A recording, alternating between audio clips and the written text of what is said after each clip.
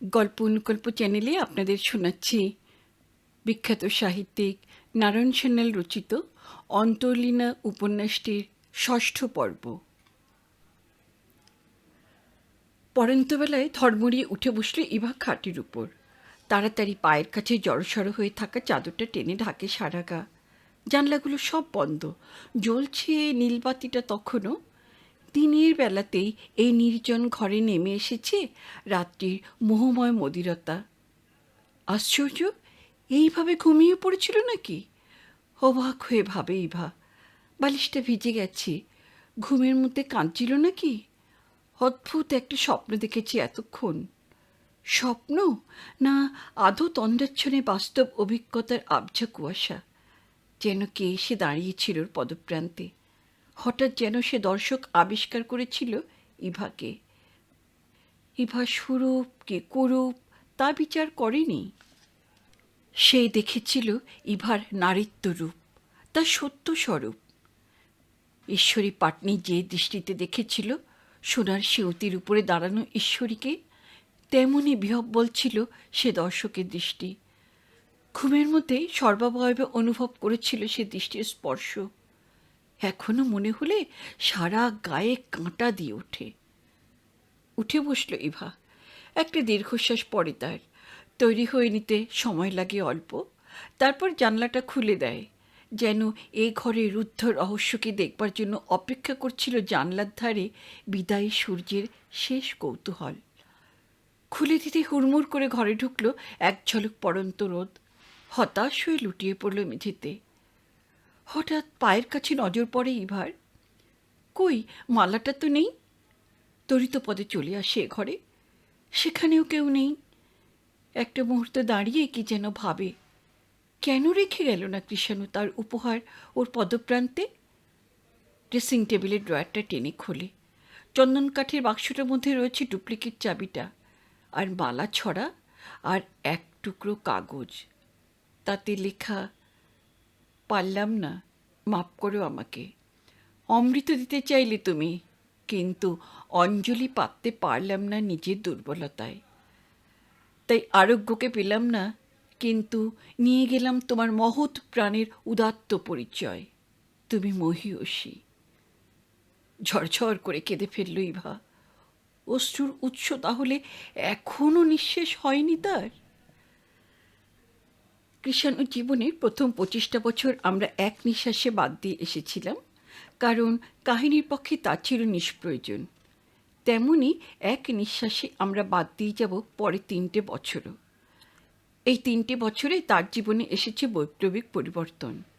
ছাত্রজীবন শেষ করে ইতিমধ্যে সে নেমে পড়েছিল কর্মজীবনে। মাত্র 3টে বছরে চাকরিস্থলে পদোন্নতি হয়েছিল তার, সুনাম হয়েছিল কর্মক্ষেত্রে, আর 3য় বছর শেষ হওয়ার পূর্বেই কর্মজীবন ত্যাগ করে প্রবেশ করেছে অখণ্ড অবকাশের অবসরপ্রাপ্ত নৈষ্কর্মে। মোট কথা, আমাদের কাহিনীর ক্যামেরা সোজা এসে ধরতে পারে হাজরা রোড দিয়ে ছুটে চলা একটা ট্যাক্সি শিশুকে লং শটে। ধাবমান ট্যাক্সি, পিচি ঢালা রাস্তা, দুপাশে সারি সারি বাড়ি।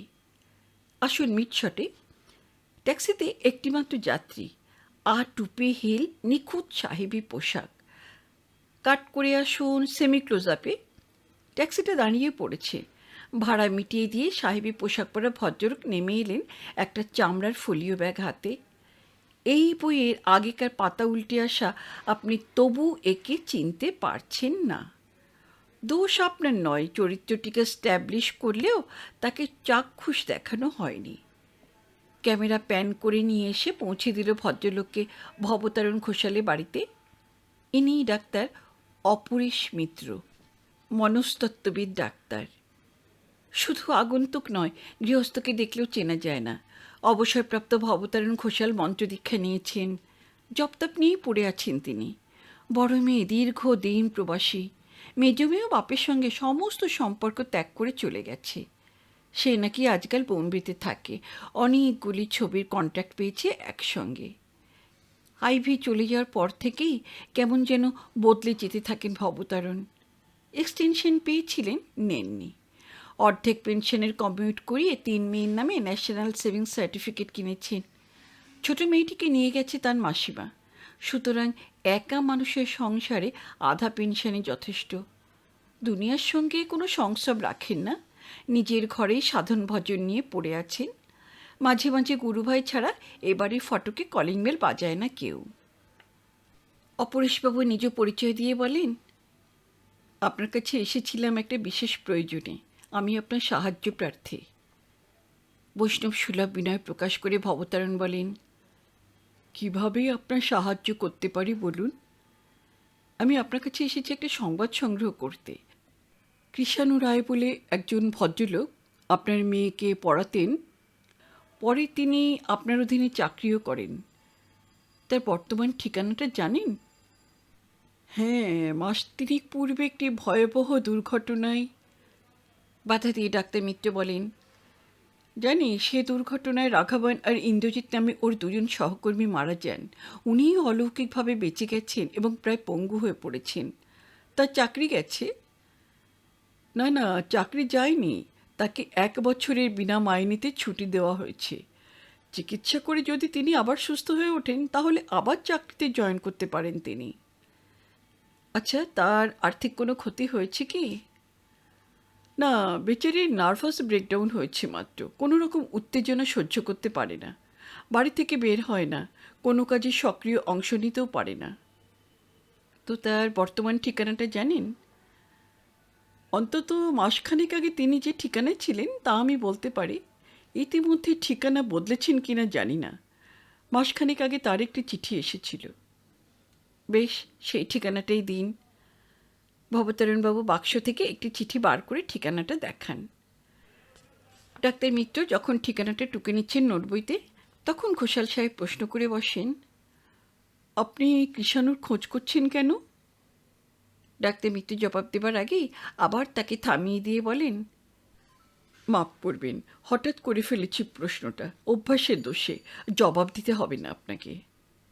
অপরেশবাবু বলেন, না না, তাতে কি হয়েছে? এমন কিছু অসৌজন্য প্রকাশ পায়নি আপনার এই প্রশ্নে। বলছি।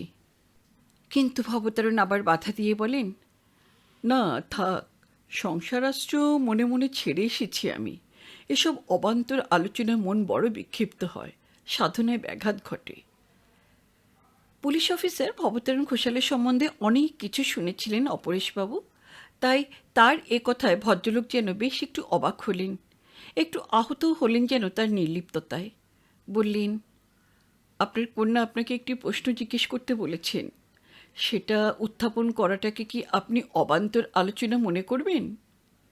হেসে ভবতারণবাবু বলেন, আপনি আমার উপর রাগ করেছেন। আগে না, রাগ করিনি। আমাকে জেনে যেতে বলা হয়েছে আপনি কেমন আছেন। অমায়িক উত্তর হলো, শারীরিক সুস্থই আছি। নমস্কার করে ডাক্তার মিত্র উঠে পড়েন। তিনি অবাক হয়ে গেছেন রীতিমতো। ভদ্রলোক কি সত্যই একেবারে নিষ্পৃহ নিরাসক্ত হয়ে উঠেছেন? কোন কন্যা কোন সূত্রে তাকে এই প্রশ্ন জিজ্ঞাসা করে পাঠালো তা পর্যন্ত জানবার কৌতূহল নেই। ফেরার পথে কত কি ভাবছিলেন ডাক্তার মিত্র। ভবতারণ ঘোষাল স্বনামধন্য ব্যক্তি। যেসব দুর্ধর্ষ ক্রিমিনাল একদিন ধরা পড়েছিল ভবতারণের বিশ্লেষণ জালে, তারা নিশ্চয়ই কঠিনতম অভিশাপ বর্ষণ করেছিল তাকে। তারা কি কখনো কল্পনা করতে পেরেছিল তার এই পরিণতি? তার বাড়ি গাড়ি, মেয়ে জামাই, বিষয় সম্পত্তি কিছুই নষ্ট হয়নি, তবু কিছুই ভোগে এলো না তার। স্বেচ্ছা নির্বাসনে ঘরের মধ্যেই বানপ্রস্থ নিয়ে দিন গুনছেন ভবতারণ ঘোষাল। সময় যেন কৃষাণুর আর কাটতে চায় না। ঘড়ির কাঁটা দুটোর অবস্থা ওরই মতো, অলস ছন্দে চলেছে ঢিকিয়ে ঢিকিয়ে, নিতান্ত নিরুপায়ের মতো। সে কোন ভোরবেলায় এসে বসেছে ইজি চেয়ারটায়, ঘণ্টা কতক বসেই আছে। ঘড়ির কাঁটা দুটো এখনও 9টার ঘর পার হতে পারল না। অথচ এমন একদিন ছিল যখন পাল্লা দিয়েও কাঁটা দুটো নাগাল পাওয়া যেত না। লাইব্রেরি থেকে যে গল্পের বইটা এনেছিল সেটা কাল রাত্রেই শেষ হয়েছে। খবরের কাগজে নেওয়া বন্ধ করেছে এ মাস থেকে। যতটা সম্ভব খরচপত্র কমিয়ে আনছে। সারাদিন চুপচাপ বসে থাকে জানলার ধারে। কোথাও আর কোনো বন্ধন নেই কৃষাণুর। বই পড়ে, কী সব ছাইপাশ লেখে খাতায়, আর জানলা দিয়ে বাইরে তাকিয়ে বসে থাকে। এখনো মাঝে মাঝে আসে বন্ধুরা, সহকর্মীরা, সান্ত্বনাও দেয়। কৃষাণু জানে এ সান্ত্বনার মধ্যে আর যাই থাক, সত্য নেই। সক্রিয় জীবনে আর সে ফিরে যেতে পারবে না। শরীরের কোনো অঙ্গ পঙ্গু হয়ে যায়নি ঠিকই, কিন্তু মনটা দুমড়ে মুচড়ে নিঃশেষ হয়ে গেছে। চিকিৎসা তো যথেষ্ট হলো, আর কেন? সামনে পড়ে আছে দীর্ঘ অকর্মণ্য জীবন, ব্যাংকের খাতায় নির্দিষ্ট পুঁজি, এই 3 বছরের উপার্জনের উদ্বৃত্ত। জমা আর পড়ছে না, পড়বেও না, অথচ খরচের অঙ্ক পড়ছে খাতায়। যত দূর সম্ভব সংকুচিত করেছে দৈনিক ব্যয়, কিন্তু শেষ পর্যন্ত কি হবে তাও জানে না। এর চেয়ে হাসপাতাল থেকে না ফিরে এলেই বোধহয় ভালো ছিল। সেই কাল রাত্রি বিভীষিকা ওকে মুক্তি দেয়নি। রাতের অন্ধকারে দুঃস্বপ্ন দেখে চিৎকার করে ওঠে আজও। ঘুম ভেঙে যায়, পায়চারি করে ঘরের মধ্যেই। আর ঘুমোতে সাহস হয় না। ডাক্তার বলেছে ও ঘটনাটা ভুলে যেতে, কিন্তু ইচ্ছে করলে যেমন ভোলা জিনিস মনে করা যায় না, তেমনি মনে যেটা অহরহ জেগে আছে তাকে ভোলাও যায় না। একা একা বসে অনেক সময় পুরনো দিনের কথা ভাবে। সুব্রত দাস, সমর, এরা কে কোথায় আছে কে জানে। শুনেছিল আইভি বাপের সঙ্গে সব সম্পর্ক ত্যাগ করে নাকি চলে গেছে। সে বুঝি আজকাল বোম্বেতে থাকে, একসঙ্গে অনেকগুলি ছবিতে কন্ট্যাক্ট পেয়েছে। ইভার খবর আর পায়নি। অনুমান করা যায় সে স্বামীর ঘর করছে ভালোভাবেই। সাহার সঙ্গেও আর নতুন করে যোগসূত্র স্থাপিত হয়নি। নিঃসন্দেহে ওকে মুক্তি দিয়ে গেছে সাহা। কৃষাণু এত দিনে নিজের ভুলটা বুঝতে শিখেছে। ঠিকই বলেছিল ইভা, পারলে সাহাই তাকে ধন্য করতে পারত। তাকে আরও খানতিনিক চিঠি লিখেছিল কৃষাণু, জবাব পায়নি। সশরীরে পাটনায় যেতে পারত, কিন্তু প্রথম সাক্ষাতের দিনে মিথ্যে পরিচয় দেওয়ার কী কৈফিয়ত দেবে ভেবে উঠতে পারেনি। শেষ পর্যন্ত স্থির করেছিল তা সত্ত্বেও যাবে একবার পাটনায়। সব দোষ স্বীকার করে বলবে, শাস্তি যা দাও মাথা পেতে নেব, কিন্তু শাস্তি দাও আমাকে। আকস্মিক দুর্ঘটনায় সেই সম্ভাবনাও আজ আর নেই। এখন কোন লজ্জে সে গিয়েই দাঁড়াবে সাহার সামনে? যাবেই বা কী করে? স্যার? কে? মুখ তুলে দেখে জনাই এসেছে, ওর কম্বাইন্ড হ্যান্ড। এটাকে এখনও ছাড়াতে পারেনি। জনাইয়ের পিছনে পিছনে এসেছে আধ বয়সে সবুজ লুঙ্গি পরা একজন মুসলমান। জনাই বলে, আপনি কাগজওয়ালাকে ডাকতে বলেছিলেন স্যার? ও, এসো এসো তুমি। তার থেকে পুরনো খবরের কাগজগুলো নামিয়ে দিতে থাকে। এক রাশ মাসিক আর সাপ্তাহিক পত্রিকা, Reader's Digest, Illustrated Weekly, Panchanan ঘোষালের এক সেট অপরাধ বিজ্ঞান আর স্কটল্যান্ড ইয়ার্ড বুলেটিন। কাগজওয়ালা অবশ্য বইগুলো নিল না, ফেরত দিল চিঠির বান্ডিলটাও। এত ছোট কাগজে ঠোঙা বানানো চলবে না। কৃষাণুর দুঃখ হয়, এত ছোট লেটার প্যাডে কেন চিঠি লিখত সাহা? ফুলস্কেপ কাগজে লিখলে আরও 1.5 ওজন হতো নিশ্চয়ই, অর্থাৎ আরও 5 শিখে পয়সা বাড়ত কৃষাণুর। উপায় নেই। পয়সা মিটিয়ে দিয়ে লোকটা চলে যায়। এখন কি করবে কৃষাণু? হাজারবার পড়া চিঠির বান্ডিলটাই খুলে বসে আবার। গার্ড ফাইলে সাহার চিঠি আর তার উত্তর তারিখ মিলিয়ে পরপর সাজানো। কতবার এগুলো পড়েছে তার ঠিকানা নেই। আজ আবার সবগুলো পড়তে থাকে গোড়া থেকে। এক্সিবিট নাম্বার 1, মুঙ্গলির বাচ্চা হওয়ার সংবাদ, রামাবতের পাঠশালায় ভর্তি করবার জন্য অনুমতি ভিক্ষা। এর জবাবটা নেই ওর সংকলনে, তখন নকল রেখার প্রয়োজন বোধ করেনি। তাই এক্সিবিট নাম্বার 2ও ফুলেশ্বরীর চিঠি। কলকাতা শহরকে ভয় পায় বলাতে অত ঠাট্টা কিসের? নাগরী হরফের চিঠি পড়াতে কলকাতায় তোমার অসুবিধা হতে পারে মনে করেই বাংলা জেনা একজনের কাছে গিয়েছিলাম। তার সম্বন্ধে অত কৌতূহল কেন? এই চিঠিখানা পর থেকেই বেড়ে গিয়েছিল কৌতূহল দুপক্ষেরই। এখানাতেই সাহা লিখেছিল, কলকাতার মেসের মুখ পোড়া বাবুদের কি ঘরদোর বলে কিছু নেই? পাতা উল্টে যায় কৃষাণু। 43 নম্বর চিঠি। সাহা লিখছে, একটু রোমান্টিক হয়ে গেল নয়? অনেকটা সেই গোড়ার গলদের বিনোদ বিহারী বাবুর মতো। আচ্ছা, গোড়ার গলদ লিখেছিল কেন? শেষ রক্ষাও তো লিখতে পারত। এটা কি সাহার মনের একটা প্রিমনিশন? জনই আবার এসে ওর হাতে তুলে দেয় একখানা আইভরি কাগজের ছোট্ট ভিজিটিং কার্ড। অবাক হয়ে যায় কৃষাণু। সাহার দাদা, ডক্টর অপরেশ মিত্র। একটু পরেই ঘরে আসেন ভদ্রলোক, নিখুঁত সাহেবী পোশাক, দীর্ঘকায় সবল বলিষ্ঠ মানুষ। সাহার মতো এই দৃঢ়চিতা মনে হয় তাকে প্রথম দর্শনেই। আপনি আমাকে চিনতে পারবেন এটা আমি অনুমান করেছিলাম, কিন্তু কী প্রয়োজনে আজ আপনার কাছে এসেছি তা আপনার স্বপ্নেরও অগোচর। সমস্ত কথা খুলে বলেন ডাক্তার অপরেশ মিত্র। কৃষাণু আর একবার মনে মনে বলে, বিচিত্র এ দুনিয়া। আজ 1 বছরের উপর ডাক্তার মিত্র দেশে ফিরে এসেছেন মনস্তত্ত্বের উপর বিশেষ ডিপ্লোমা নিয়ে। শাহও পাশ করে বেরিয়েছে সেই বছরই। কথা ছিল পাটনার সাবেক বাড়িতে প্র্যাকটিসে বসবেন দুজন। যথারীতি সেই আয়োজনই হতে থাকে, কিন্তু অল্প দিনের মধ্যেই অপরেশবাবু বুঝতে পারেন যে বোনটিকে ছেড়ে বছর 5 আগে তিনি বিদেশে চলে যান, এই মেয়েটি সেই সাহামিত্র নয়। ওর ভিতরে ইতিমধ্যে একটা ভূমিকম্পে সব ওলট পালট হয়ে গেছে। কোনো কিছুতেই ওর মন নেই। সব সময় অন্যমনস্ক ভাব। কেমন একটা অদ্ভুত মেলাঙ্কোলিয়া যেন জগদ্দল পাথরের মতো চেপে বসেছে ওর মনের উপর। ক্রমশ তিনি বুঝতে পারেন যে মানসিক রোগের চিকিৎসায় যদি করতে হয় তাকে, তাহলে সর্বপ্রথম সেটা শুরু করতে হবে তার বোনকে দিয়েই। সাহা একেবারে নীরব হয়ে গেছে। অপরেশবাবুর মনে হয়েছিল কারো কাছে একটা প্রচণ্ড আঘাত পেয়েছে সাহা। মনটা তার একটা নতুন অবলম্বন না পেলে খাড়া হয়ে উঠে দাঁড়াতে পারবে না কোনো দিন। তিনি খুলেই প্রশ্ন করলেন একদিন, তুই কি কাউকে ভালোবাসিস? সাহা হেসে বলেছিল, তাহলে সেটা কি তোমার কাছেও গোপন রাখতাম দাদা? বোনের বিয়ে দিতে চাইলেন অপরেশবাবু। পাত্রীর অভাব ছিল না, ভয় ছিল হয়তো সাহাই রাজি হবে না। সে কিন্তু কোনো বাধা দিল না। বারবার জিজ্ঞাসা করেছিলেন ডাক্তার মিত্র, এখনো ভেবে দেখ, তোর আপত্তি থাকলে এখনো ভেঙে দিতে পারি এ সম্বন্ধ। এবারও হেসে সাহা জবাব দিয়েছিল, ভেঙে দেবার হলে আমিই দিতাম।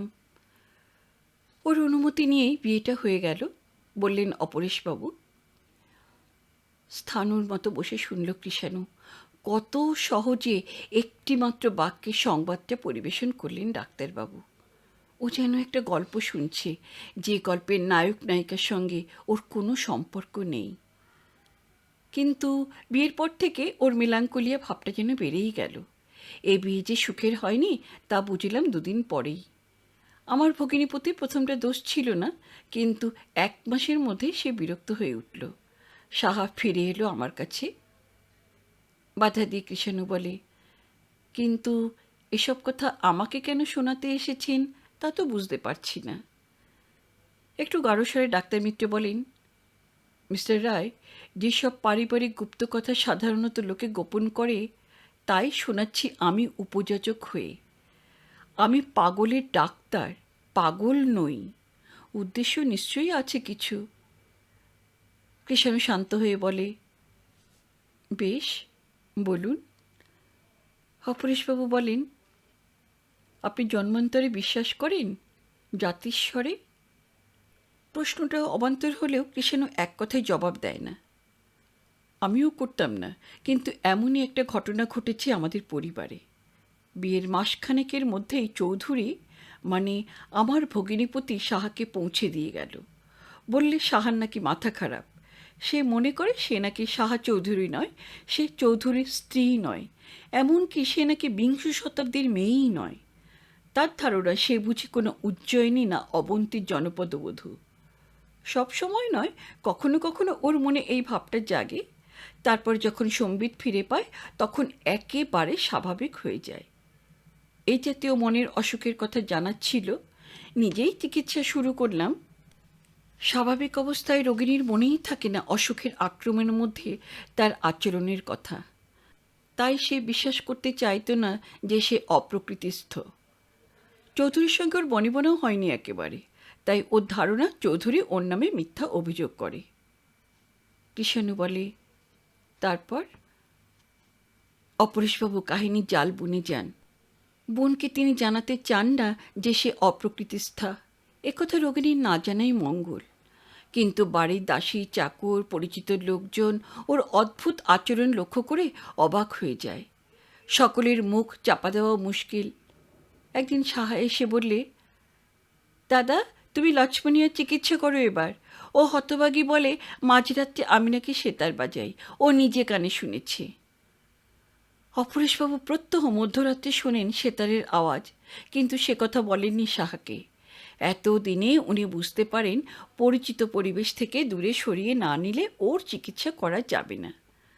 দার্জিলিংয়ে একটা বাড়ি ভাড়া নিলেন উনি। সেখানেই আছেন আজ প্রায় মাসখানেক। ওকে স্টাডি করেছেন নানাভাবে। এখনও রোগের উৎপত্তির স্থলটা ধরতে পারেননি। এই সময় একদিন সাহার অলক্ষিতে তিনি ওর বাক্স সন্ধান করেন। কৃষাণুর চিঠির বান্ডিলটা উদ্ধার করেন।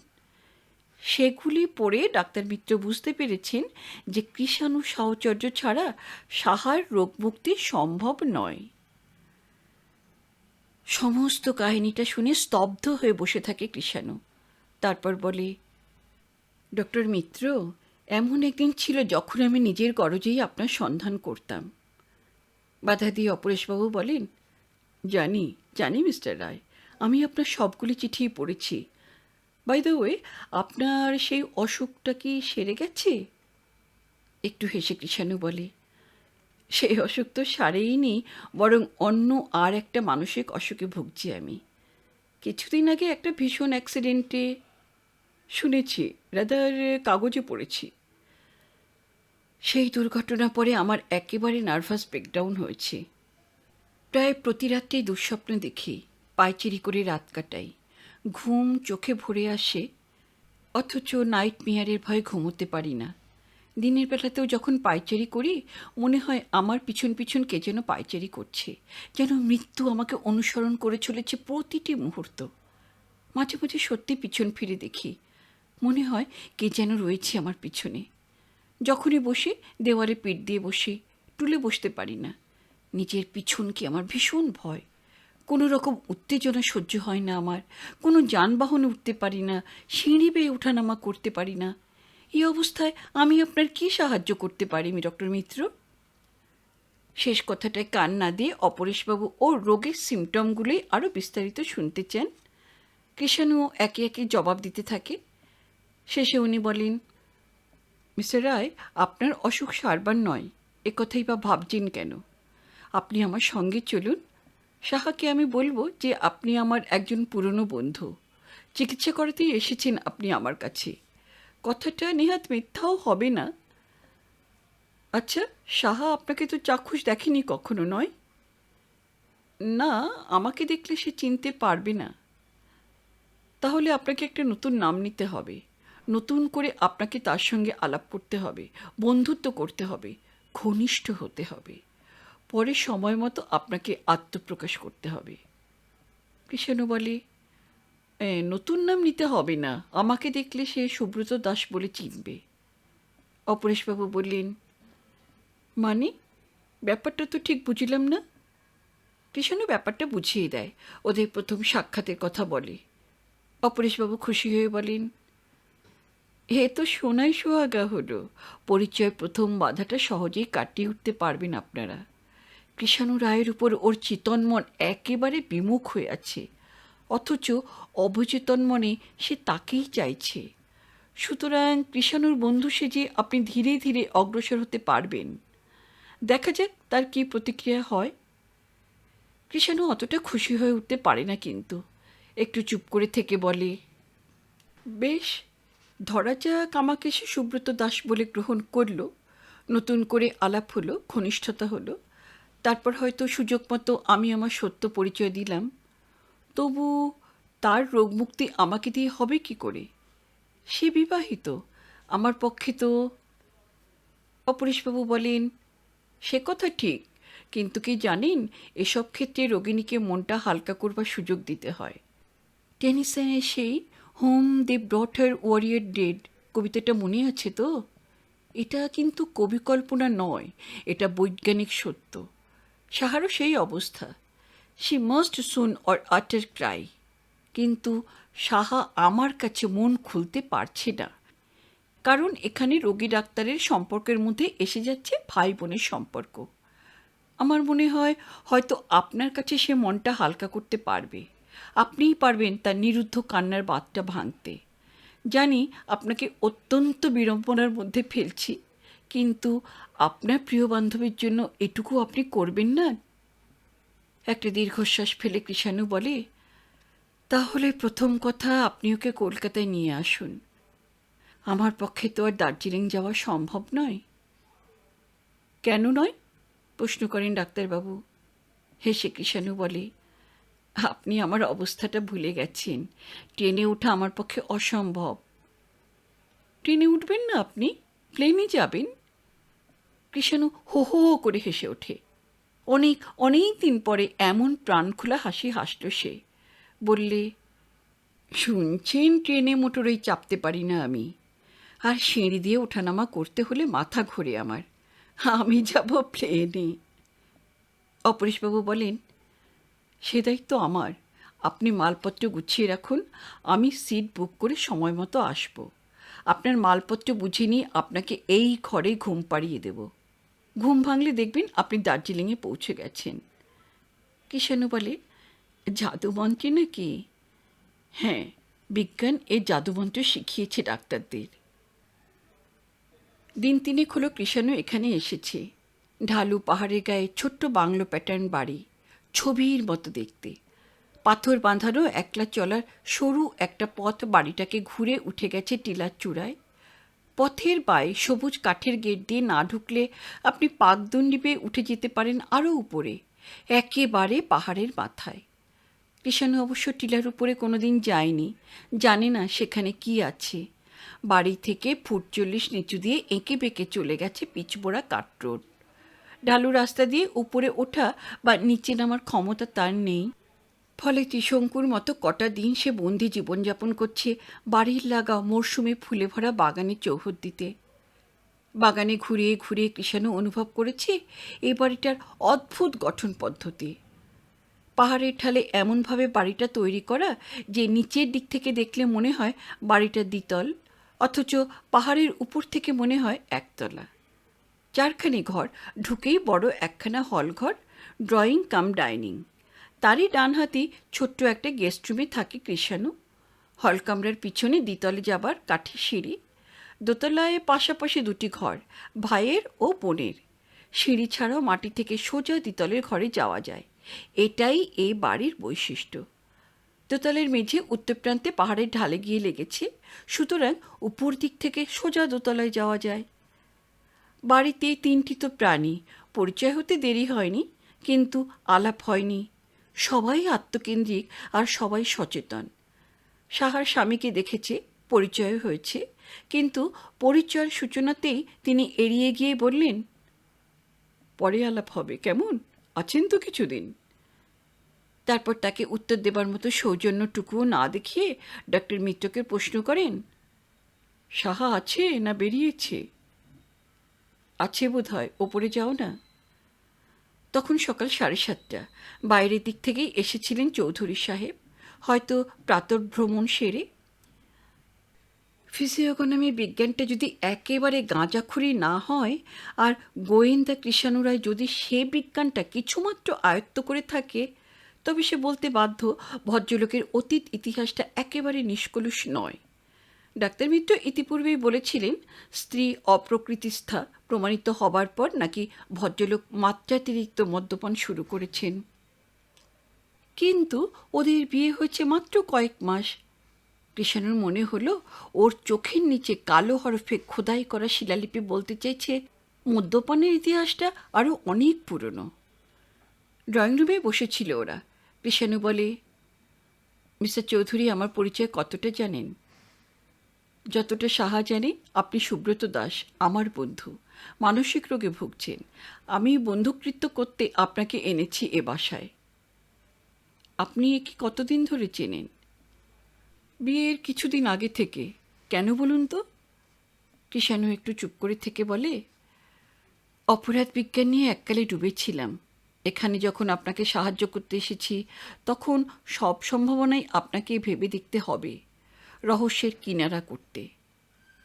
ডক্টর মিত্র বললেন, কিন্তু আপনি তো কোনো ডিটেকটিভ উপন্যাসের নায়ক নন। অপরাধ বিজ্ঞান এখানে না ঘাঁটলেও চলবে। সাহা একটা মানসিক ব্যাধিতে ভুগছে মাত্র। কৃষাণু হেসে বলে, আপনি মানসিক রোগের চিকিৎসক, তাই আপনি সেই চোখেই দেখছেন কেসটাকে। আমি গোয়েন্দা ছিলাম এককালে, তাই আমাকে গোয়েন্দার চোখে দেখতে হবে অনেক কিছুই। অর্থাৎ অর্থাৎ এমনও তো হতে পারে যে সাহাদেবী যে কথা বলছেন তাই ঠিক। তিনি অপ্রকৃতিস্থা নন মোটেই। ওর স্বামী ওকে অপ্রকৃতিস্থা করে তুলেছেন, পাগল প্রতিপন্ন করতে চাইছেন। ভ্রু কুঁচকে উঠে ডাক্তার মিত্রের বলেন, এতে তার লাভ? নিজের স্ত্রীকে পাগল প্রতিপন্ন করে কী সুবিধা হবে তার? কৃষাণুর প্রতি প্রশ্ন করে, ইনকিড বার্গম্যান আর ওয়াল্টার স্পিজনের গ্যাসলাইট বলে সিনেমাটা দেখেছেন আপনি? না, কেন? দেখলে কেসটা বুঝিয়ে দিতে পারতাম। অপরেশবাবু একটু চুপ করে থেকে বলেন, সাহার সঙ্গে দেখা হয়েছে? না, কিন্তু এখনই হবে। ওই শুনুন, ওরা দুজনে নেমে আসছে। কাঠের সিঁড়িতে পদশব্দ শোনা যাচ্ছে। অপরেশবাবু বলেন, ওরা দুজনে নেমে আসছে তা কী করে বুঝলেন? হেসে কৃষাণু বলে, এসব আমাদের বুঝতে হয় ডাক্তার মিত্র। মানুষ যখন চতুষ্পদ হয় না তখন ওরা দুজনেই আসছে। জবাব দেওয়ার সময় হয় না। সাহাকে সঙ্গে করে নেবে আসেন মিস্টার চৌধুরী। প্রায় 3 বছর পরে সাহাকে আবার দেখল কৃষাণু। অনেক বদলে গেছে সাহা, রোগা হয়ে গেছে সে। চোখ দুটো যেন আরও গভীর বিষণ্ণ হয়ে উঠেছে।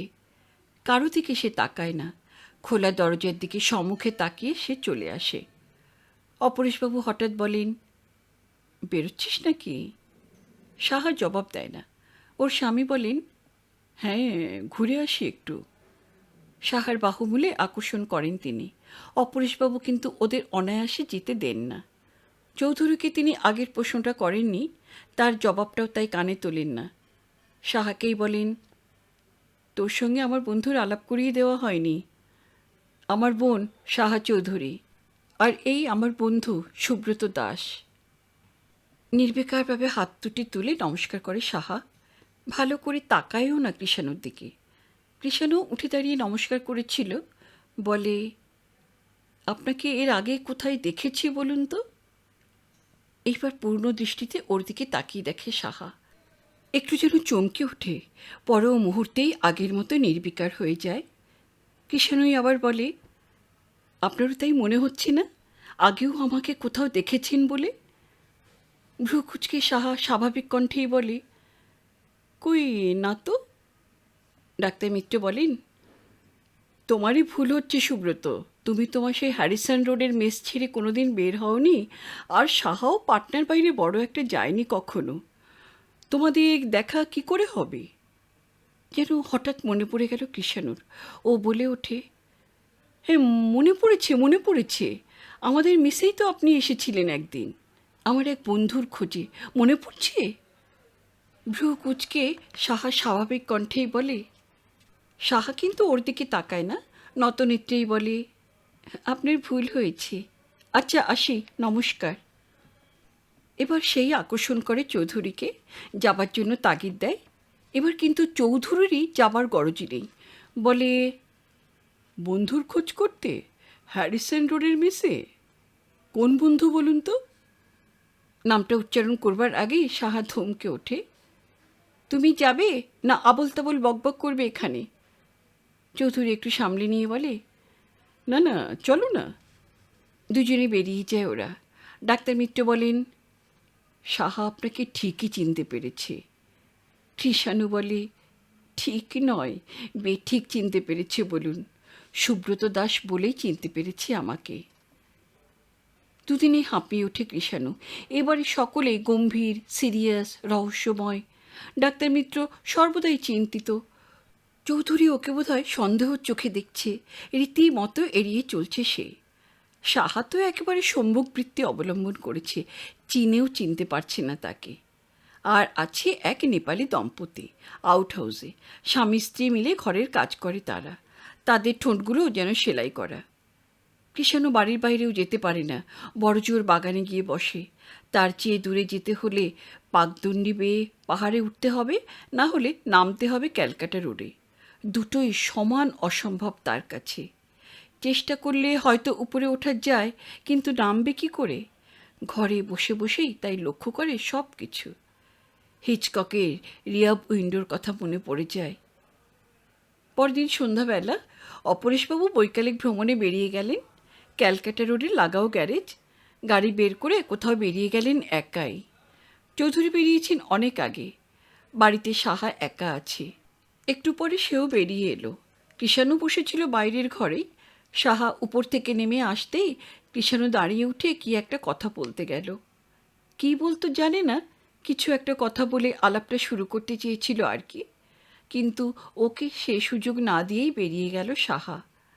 বাগানে একটু দাঁড়ায়, ফুল গাছের চারাগুলোকে একটু দেখে, তারপর ধীর পদে পাকদণ্ডির পথ বেয়ে উপরে উঠতে থাকে। একবার কৃষাণুর দিকে দেখেও নিল মোড় ফেরবার সময়। টিলার মাথায় গেল না, মাঝামাঝি পথে একটা চওড়া পাথরের উপর বসল, এদিকে পাশ ফিরে। বেশ ঠান্ডা পড়েছে। ওভারকোটটা গায়ে চাপিয়ে কৃষাণুও বেরিয়ে আসে। সাহা নিশ্চয়ই তাকে চিনতে পেরেছে, কিন্তু স্বীকার করছে না কেন? তার ওই পাশ ফিরে বসার ভঙ্গিটায়, ওই আনমনে দাঁত দিয়ে ঘাসের ডগা ছিঁড়ার মধ্যে একটা প্রচ্ছন্ন আমন্ত্রণ ছিল। সাহা তো অনায়াসে ওর দৃষ্টিপথে বাইরে গিয়েও বসতে পারত, তা সে গেল না কেন? পায়ে পায়ে এগিয়ে আসে কৃষাণু। পাকদণ্ডির কাছে এসে ইতস্তত করে একটু। উঠবে নাকি? উপরে তাকাতেই নজরে পড়ে সাহা ওকে লক্ষ্য করছে। চোখাচোখি হতেই একেবারে পিছন ফিরে বসে। অন্যমনস্কের মতোই ধীরে ধীরে উঠে এলো কৃষাণু অমোঘ আকর্ষণে। পদশব্দে সাহা এপাশে ফিরে তাকায়, একটু চমকে ওঠে, অথবা চমকে ওঠার ভান করে। আপনাকে এখন চুপটি করে বসে থাকতে দেখে আর লোভ সামলাতে পারলাম না। একা একা সারাটা দিন কথা বলতে না পেরে হাঁপিয়ে উঠি। সাহা জবাব দেয় না। একটা ঘাসের ফুল তুলতে হঠাৎ সে ভারী ব্যস্ত হয়ে ওঠে। কিন্তু গরজ বড় বালাই। কৃষাণু আবার বলে, সকালবেলা আমাকে চিনতে চাইলেন না কেন বলুন তো? হঠাৎ মুখ তুলে সাহা বলে, মানে আপনি কি বলতে চান আপনাকে চিনতে পেরেও অস্বীকার করেছি আমি? হ্যাঁ, ঠিক তাই। অর্থাৎ? অর্থাৎ আমি মিথ্যেবাদী? কেন এভাবে আমাকে অপমান করছেন?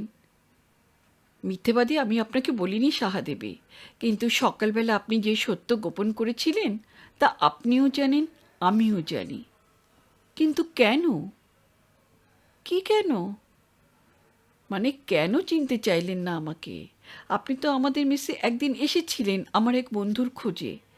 আমাকে আপনি নিশ্চয়ই চিনতে পেরেছেন, কিন্তু সেটা স্বীকার করছেন না কেন? অনেকক্ষণ সাহা কোনো জবাব দিল না। কি হলো, জবাব দিলেন না যে? কি জবাব দেব? আমি আপনাদের মেসে যাইনি কখনো। কৃষাণু বলে, রামনন্দনকে চেনেন আপনি? রামনন্দন কাহার? কেমন যেন বিহ্বল হয়ে পড়ে সাহা। কি একটা কথা বলতে চায়, বলে না। ঠোঁট দুটো বুঝি একটু কেঁপে ওঠে, গাঢ়তর হয় নিঃশ্বাস। আপনি এখনও বলবেন আমাকে চিনতে পারেননি? আমার বন্ধুর ফটোখানি নিয়ে এক দৃষ্টিতে তাকিয়ে থাকেননি সেদিন? মুখ নিচু করে প্রায় ধমক দিয়ে ওঠে সাহা। কি আপনার বন্ধু? আমি চিনি না তাকে। কৃষাণু বুঝতে পারে এই ধমকটা নিজেকেই দিয়েছে সাহা।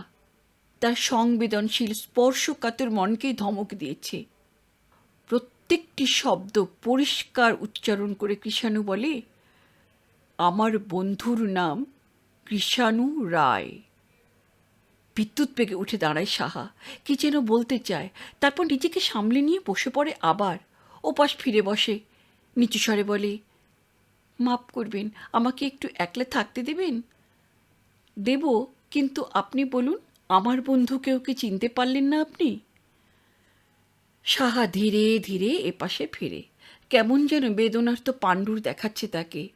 বলে, একদিন আমার কৌতূহল আপনি জোর করে থামিয়ে দিয়েছিলেন সুব্রতবাবু।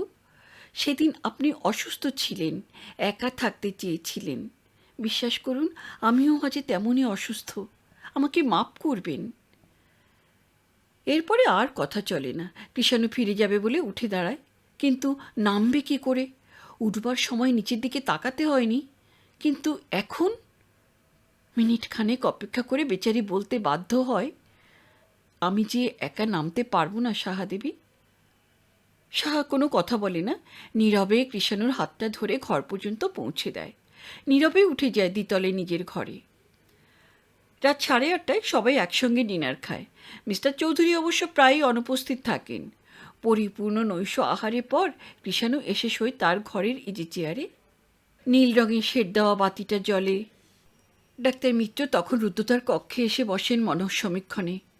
রাত 9টায় দার্জিলিংয়ে মধ্যরাত্রি, চরাচর স্তব্ধ হয়ে যায়। ধূপদানির নীলাভ ধূপের রেখা বিচিত্র আলপনা আঁকে বদ্ধ ঘরে। চিকিৎসা শুরু হয় তখন। বড় অদ্ভুত সে চিকিৎসা পদ্ধতি। ডাক্তার মিত্র ওর চোখের সামনে হাত নেড়ে নেড়ে ওকে ঘুম পাড়ান। অর্ধ অচেতন হয়ে পড়ে কৃষাণু। সম্মোহিত হয়ে পড়ে নাকি? একের পর একটি প্রশ্নের জবাব দিয়ে চলে। কখনো কোনো প্রশ্নই করেন না ডাক্তারবাবু। ওকে বলেন দেহটা সম্পূর্ণ স্লথ করে দিতে, সব চিন্তা মন থেকে দূরে সরিয়ে নিতে।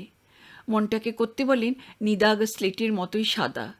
তারপর সেই মনের স্লেটে আপনার থেকেই সেসব কথা আলপনা হয়ে ফুটতে থাকে, তা অকপটে বলে যেতে হয় কৃষাণুকে। রুদ্ধশ্বাসে সেগুলো শুনে যান ডাক্তার মিত্র। নোট লিখে চলেন পাতার পরে পাতা। দিন কতক এইভাবে সিটিং দেওয়ার পর আজ অপরেশবাবু একটা নতুন পদ্ধতিতে আলাপ শুরু করলেন। নীলবাতি জ্বলা ঘরে রোজকার মতোই ধূপের ধোঁয়ার গন্ধ একটা মোহময় আবেষ্টনের সৃষ্টি করেছে। গুরুভোজনে ক্লান্ত দেহটা এলিয়ে দিয়ে কৃষাণু কম্বলটা মুড়ি দিয়ে শুয়েছে আরাম কেদারায়। অপরেশবাবু বললেন, আজকে একটু অন্য ধরনের পরীক্ষা হবে। প্রতিদিনের মতোই মনটাকে ভ্যাকেন্ট করবার চেষ্টা করুন। তারপর আমি একটা কথা সাজেস্ট করব। সেই কথাটা শুনে আপনার মনে যেসব কথার উদয় হবে তা অকপটে আমাকে বলে যাবেন, বুঝলেন? ঘাড় নেড়ে কৃষাণু জানায় সে বুঝেছে। চোখ বুজে সে চেষ্টা করতে থাকে মনটাকে ফাঁকা করতে। কোনো একটি বিষয়ে মনকে একাগ্র করা যে কত কঠিন তা জানা ছিল না কৃষাণুর। কিন্তু বিষয়হীন নিছক শূন্যের উপর মনকে একাগ্র করা যে সে তুলনায় কতটা কঠিনতর তা এতদিনে বুঝতে শিখেছে। অনেকক্ষণ পরে অপরেশবাবু বলেন, আমি আপনাকে কথাটা বলছি, বলুন কি মনে পড়ছে আপনার? গয়া। চোখ বুঝে কৃষাণু বলতে থাকে, গয়া স্টেশন, ফল্গু নদী, শ্রী পাদপদ্ম, শ্রী চৈতন্যদেব, মোটরের horn, Gaya Patna branch line, Phulwari গ্রাম, আর আর কিছু মনে পড়ছে না। অপরেশবাবু বলেন, বেশ, চোখ খুলুন এবার। কৃষাণু এতক্ষণে তাকায়। অপরেশবাবুর ওই কথাগুলি সূত্র ধরে অনেক কিছু প্রশ্ন করেন। তারপর বলেন, আজকের মতো এই থাক। কৃষাণু বলে, কোথাও কিছু নেই, আপনি একেবারে আমার পিণ্ডদানের ব্যবস্থা করলেন কেন? গয়া বললেন কেন? অপরেশবাবু বলেন, আপনি মশাই রোজ কত কি আবল তাবল বকে যাচ্ছেন, আমি তো কোনোদিন প্রতিবাদ করিনি। আজ না হয় আমি একটা বেতালা কথা বললাম। আচ্ছা, মোটরের হর্নের কথা কেন বললাম আমি? গয়ার সঙ্গে তো মোটরের কোনো ভাব সাজুজ্য নেই। মোটরটা আপনার চিন্তার রাজ্যে অনধিকার প্রবেশ করেছে। ঠিক ওই সময় নিচেকার রাস্তায় হর্ন বাজিয়ে একটা গাড়ি যাচ্ছিল, সেটা আপনার কানে গেছে। তাতেই আপনার একাগ্রতা নষ্ট হয়েছে, আর সঙ্গে সঙ্গে আপনি গয়া ছেড়ে ব্রাঞ্চ লাইনে রওনা হয়েছেন। হয়তো সেই জন্যই যা খুঁজছিলাম তা পেলাম না। অপরেশবাবু চলে গেলেন, কিন্তু ঘুম এলো না কৃষাণুর। জেগে শুয়ে রইল সে। কোথাও কিছু নেই, হঠাৎ গয়ার কথা বললেন কেন ডাক্তারবাবু? গয়াতে তো সে কখনোই নামেনি। গ্র্যান্ড কোর্ট দিয়ে যাতায়াতে গয়া স্টেশনকে দেখেছে শুধু। ওর মনে হলো সবটাই বুজরুকি, মনুষ্যবীক্ষণ না হাতি। গয়ার সঙ্গে তার কোনো দিক থেকে কোনো সম্পর্ক নেই। দার্জিলিংয়ে আসার পর ওর ঘুমটা গাঢ়তর হয়েছে। মাত্র 2 দিন দুঃস্বপ্ন দেখেছে, বাকি কদিন ঘুমিয়েছে ভালোই। আজ কিন্তু তার ঘুম এলো না। এলোমেলো চিন্তায় মনটা ঘুমের কথা ভুলে গেল। একটু তন্দ্রা মতো এসেছে। হঠাৎ একটা শব্দে ঘোরটা কেটে যায়। শুক্লপক্ষের রাত, এদেশে চাঁদের কদর নেই। নিস্তব্ধ রাত্রে একা জেগে আছে বেচারি তারাভরা আকাশে। কাচের শার্সি দিয়ে কৃষাণু দেখতে পায় বাড়ি থেকে কি একজন বেরিয়ে যাচ্ছে গেট খুলে। চট করে ঘড়ির দিকে নজরে পড়ে ওর। রাত 11টা। কে লোকটা? সর্বাঙ্গ কালো, ওভারকোটে ঢাকা, মাথায় শেখ আবদাল্লা মার্কা গরম টুপি। এত রাত্রে কে বেরিয়ে গেল বাড়ি থেকে? ডাক্তার মিত্রের তুলনায় লোকটা বেঁটে, বাহাদুরের তুলনায় লম্বা। তবে কি তবে কি চৌধুরী? এত রাত্রে তার বাইরে যাবার কী কারণ থাকতে পারে? ক্যালকাটা রোডে গাড়ি স্টার্ট দেওয়ার শব্দ হলো। স্পষ্ট শুনতে পেল মোটরের হর্ন, ডাক্তার মিত্রের গাড়ির হর্ন। তারপর চড়াচড় আবার স্তব্ধ হয়ে আসে। কৃষাণুর ঘুম ছুটে গেছে একেবারে। ঘরময় পায়চারি করতে থাকে। চোখেতে কান পেতে কি শোনে। হ্যাঁ, সেতারের আওয়াজ। ক্ষীণ, অতি ক্ষীণ আওয়াজ ভেসে আসছে।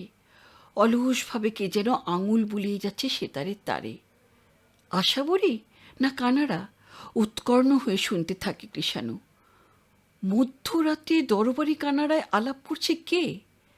ত্রিসীমানায় অন্য কোনো বাড়ি নেই।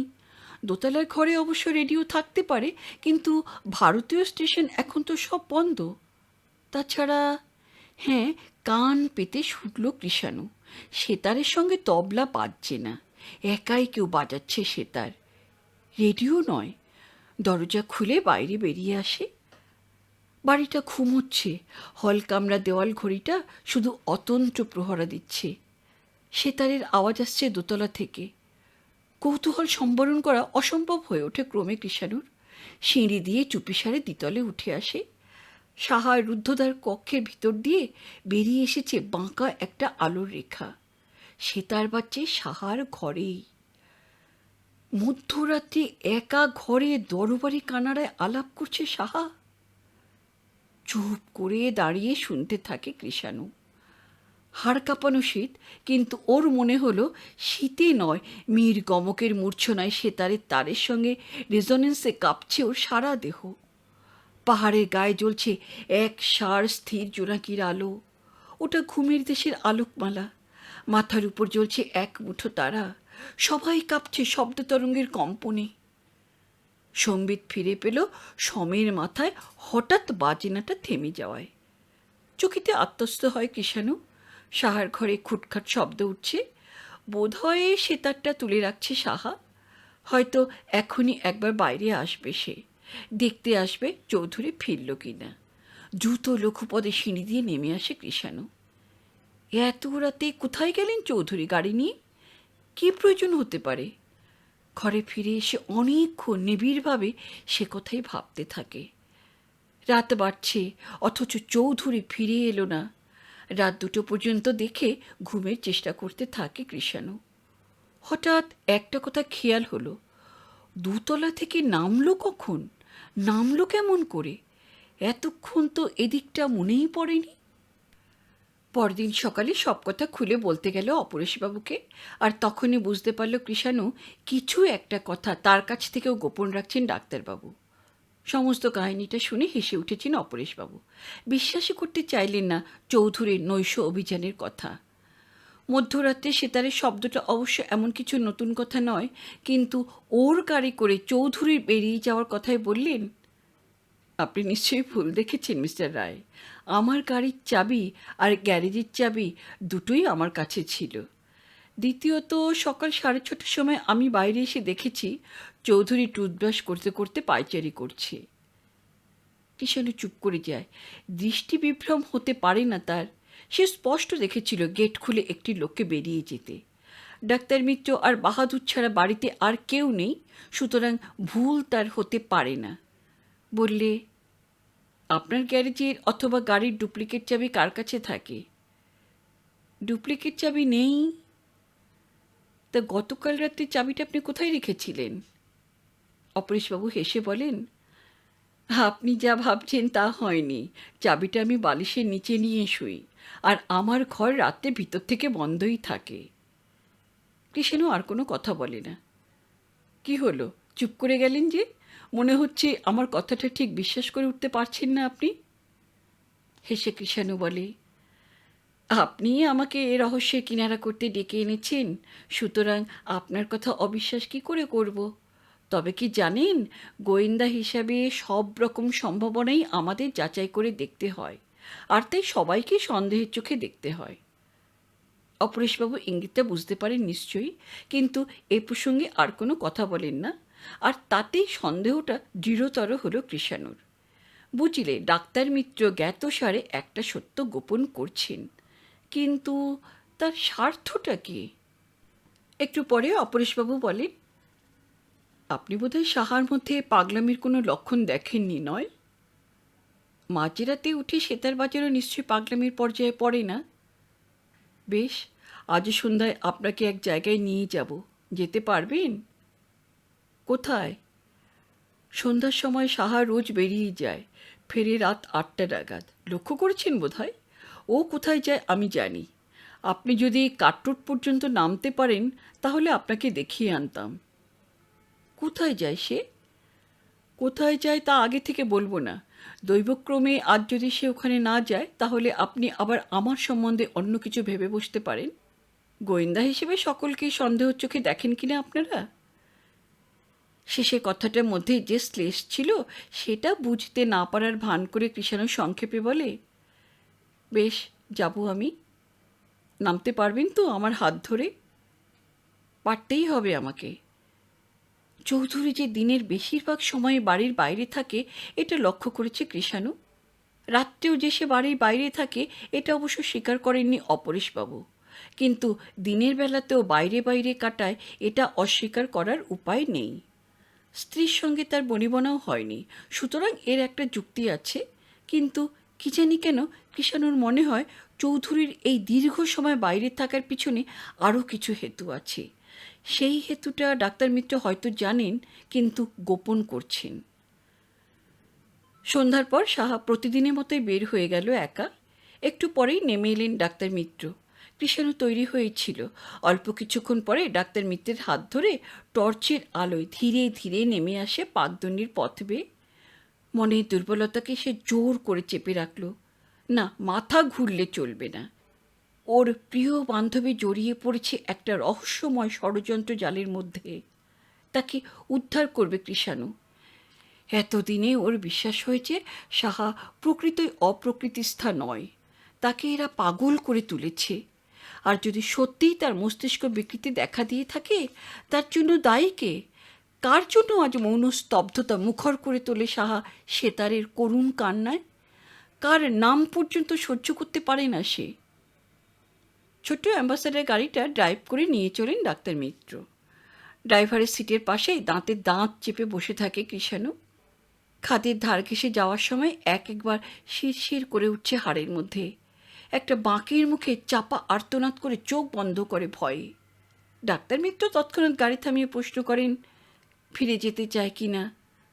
দাঁতে দাঁত চেপে কৃষাণু বলে, না, চলুন। গাড়িটা দাঁড়িয়ে পড়ে রাস্তার ধারে। একটা সিগারেট ধরিয়ে সিটে জুত করে বসেন অপরেশবাবু। বলেন, আমি যাব না, আপনি একাই যান।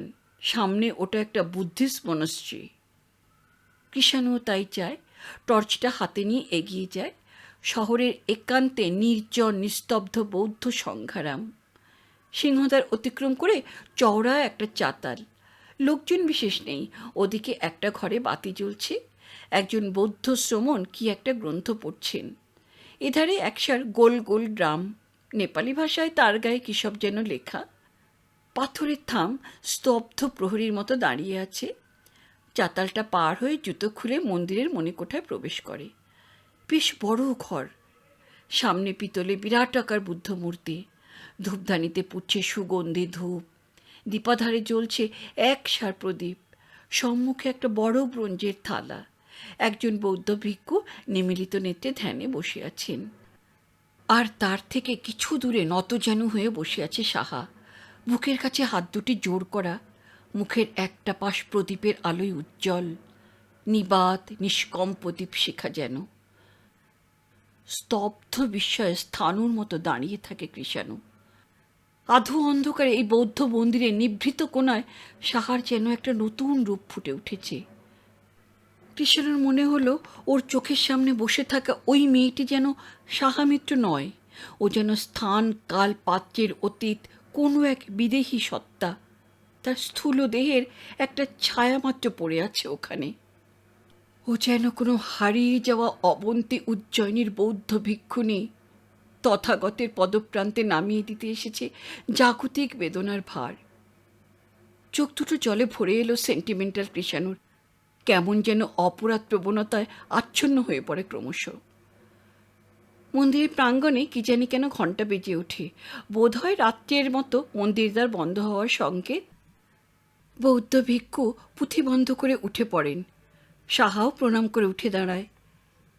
ফেরার পথে ডাক্তার মিত্র জিজ্ঞাসা করেছিলেন, দেখলেন? উত্তরে কৃষাণু সংক্ষেপে বলেছিল, দেখলাম। কী দেখলো তার জানতে চাইলেন না ডাক্তারবাবু। কৃষাণুও কিছু বলল না। বাড়ি ফিরে এলো ওরা রাত 9:30টায়। তখনও সাহা ফেরেনি। চৌধুরী বসেছিলেন বাইরের ঘরে। ওদের আসতে দেখে উঠে গেলেন উপরের ঘরে। স্পষ্টই বোঝা যায় চৌধুরী এড়িয়ে চলতে চাইছেন তাকে। আহারাদির পর ওর ঘরে আবার এসে বসলেন ডাক্তার মিত্র। তার হাতে এক প্যাকেট ছবি। কৃষাণুকে একের পর এক একটা ছবি দেখাতে থাকেন। কৃষাণুকে বলে যেতে হবে কি দেখছে সে। এ যেন একটা অদ্ভুত পাগলের খেলা। কৃষাণুর মনে হলো দিনের পর দিন এভাবে চিকিৎসা চলতে থাকলে ভালো মানুষও পাগল হয়ে যায় বোধহয়।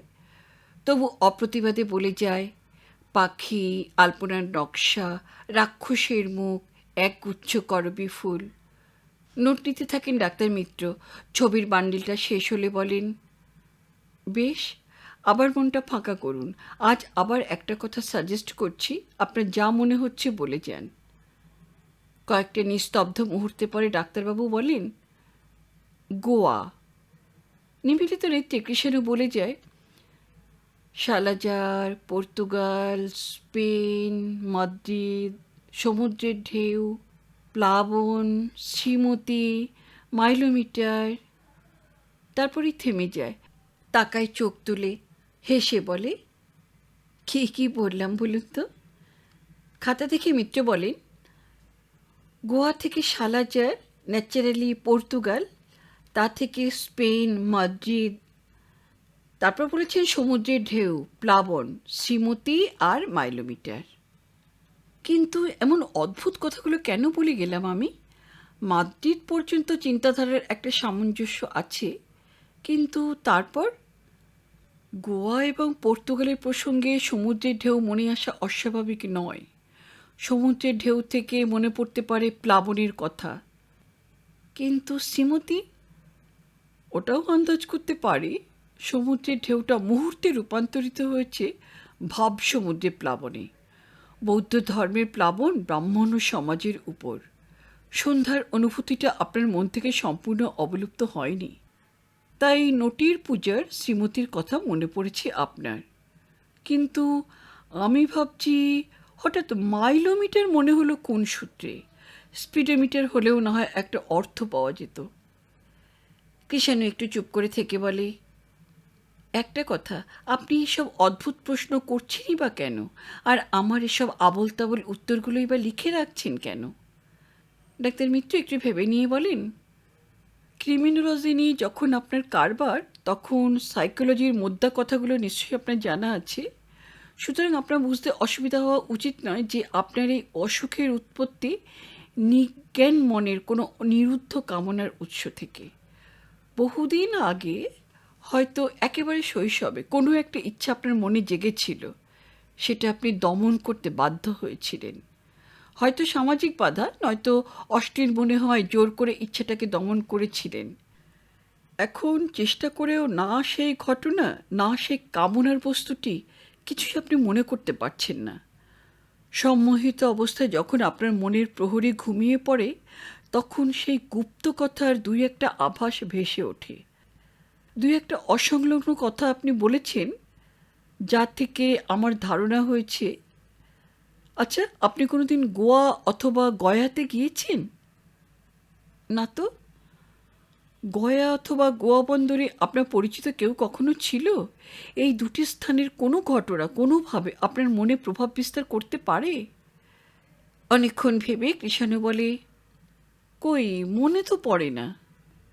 আজ তবে এখানেই থাক, চেষ্টা করে মনে আনতে পারবেন না, পারা যায় না, তবে খুঁজে আমি বার করবই।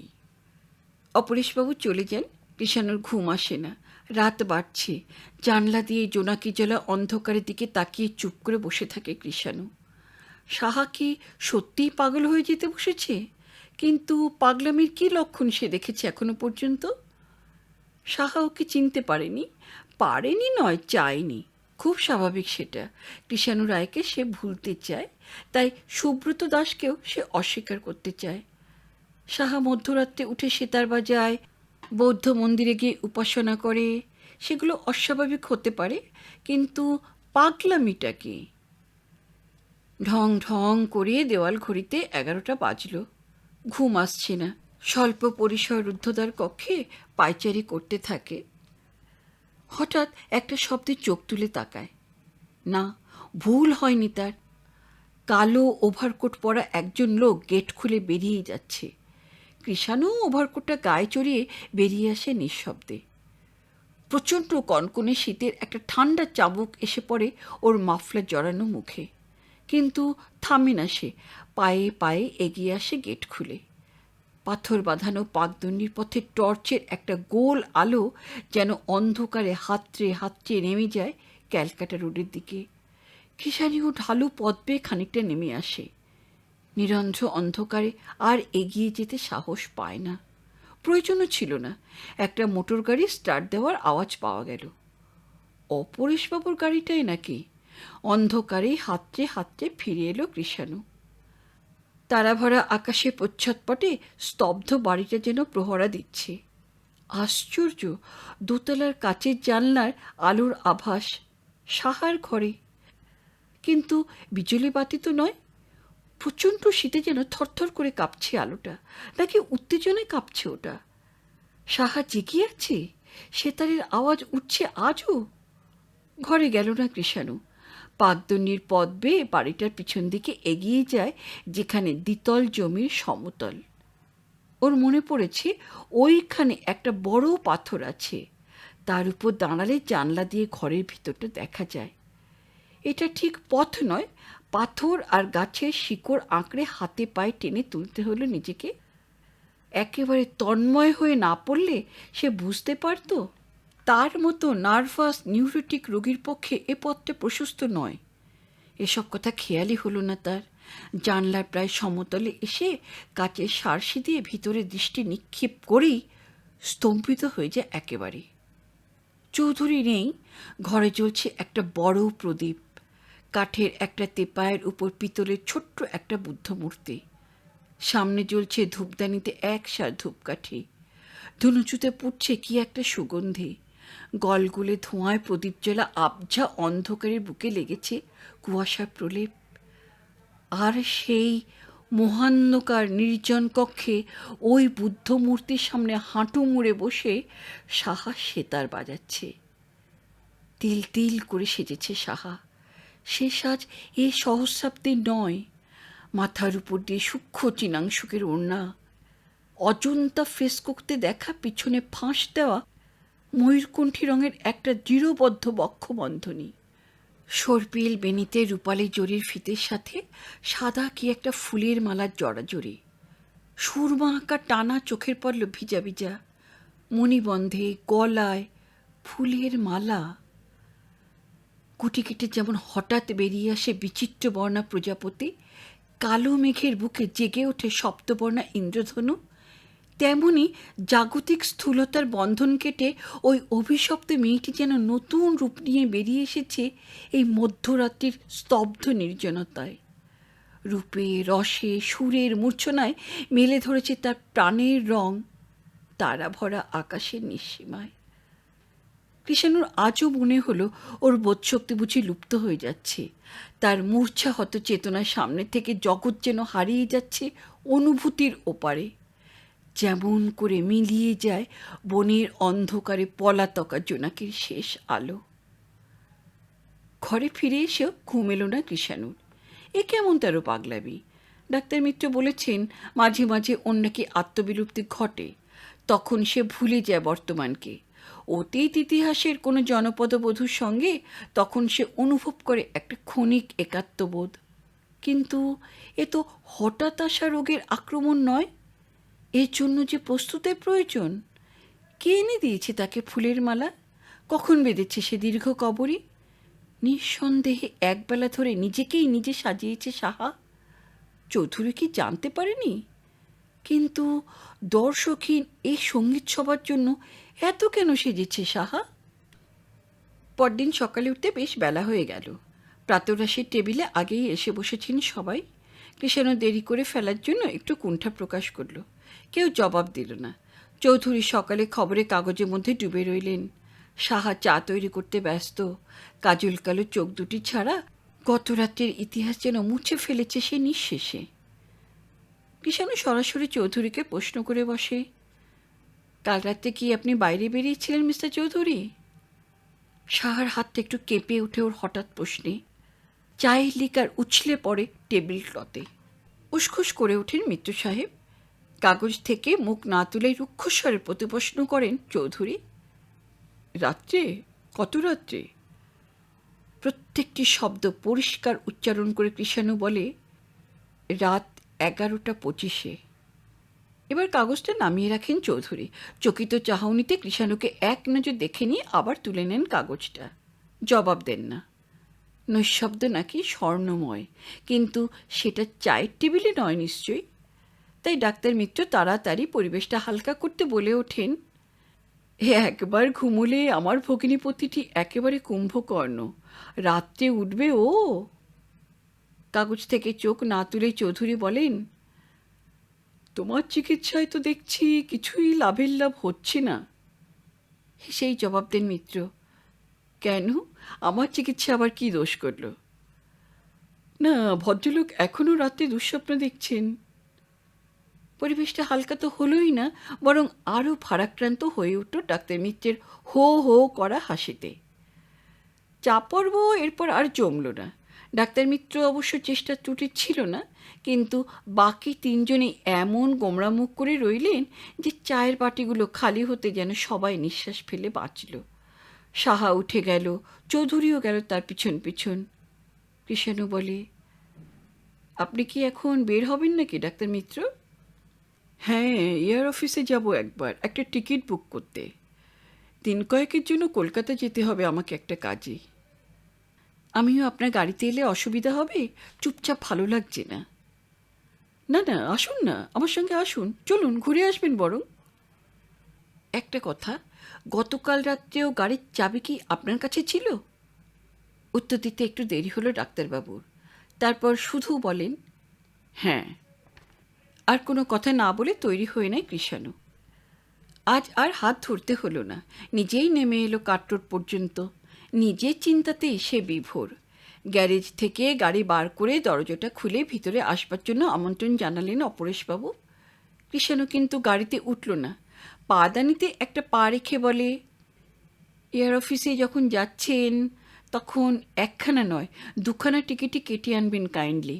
আমিও ফিরে যাব কলকাতায়। একে দৃষ্টি ওর দিকে তাকিয়ে ডাক্তার মিত্র বলেন, হঠাৎ এ সিদ্ধান্ত? হঠাৎই একটা সত্য আবিষ্কার করলাম যে এইমাত্র। কি সত্য? একটু হেসে কৃষ্ণ বলে, আমার প্রফেশনের একটা এটিকেট আছে ডাক্তার মিত্র। সেটা হচ্ছে এই যে গোয়েন্দার কাছে কোনো কথা গোপন করতে নেই।